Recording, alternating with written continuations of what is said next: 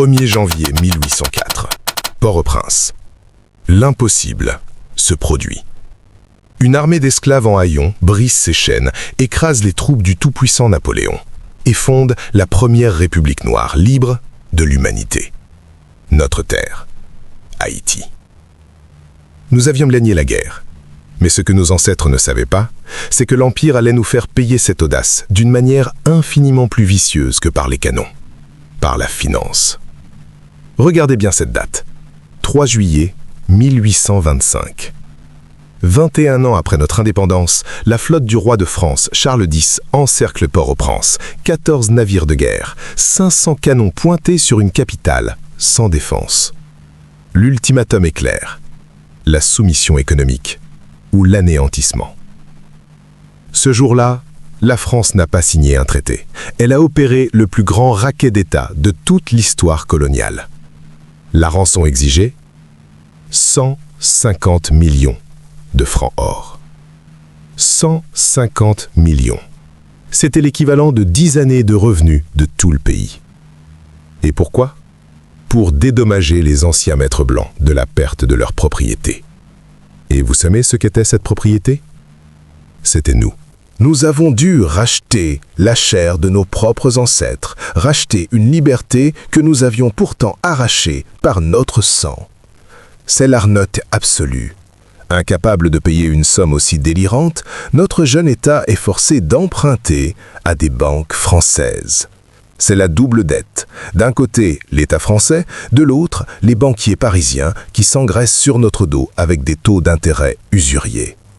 Écoutez bien ces chiffres, car ils expliquent notre présent. Pendant des décennies, Haïti a dû saigner jusqu'à 80% de son budget national pour payer la France. 80%. Pendant que Paris finançait ses boulevards haussmanniens et sa tour Eiffel avec notre sueur, nous n'avions pas un centime pour construire une école, un hôpital ou un port. Notre sous-développement a été minutieusement, mathématiquement programmé. Et nous avons payé.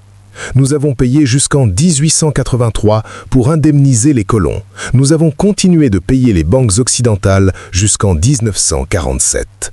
122 ans d'extorsion ininterrompue, 122 ans d'hémorragie financière. Aujourd'hui, quand l'Occident daigne regarder Haïti, il voit des gangs, de la misère et des tremblements de terre. Il nous envoie des ONG avec une condescendance qui donne la nausée. Mais Haïti n'est pas un pays pauvre. Haïti est un pays appauvri, un pays méthodiquement pillé. En 2003, quand notre gouvernement a enfin eu le courage d'exiger la restitution de ce vol incalculable, estimé aujourd'hui entre 21 et 115 milliards de dollars, la réponse de la communauté internationale a été foudroyante. Un an plus tard, un coup d'État soutenu par l'étranger renversait notre président. Le message était clair. Circulez, il n'y a rien à rembourser. Il est temps de réécrire l'histoire avec les mots justes. Ce qui s'est passé en 1825, ce n'était pas une dette souveraine. Ce n'était pas un accord commercial. C'était une punition coloniale. C'était la rançon de l'homme noir. Aujourd'hui, nous ne voulons pas de votre charité. Nous ne voulons pas de votre aide au développement. Nous exigeons la mémoire. Nous exigeons la justice.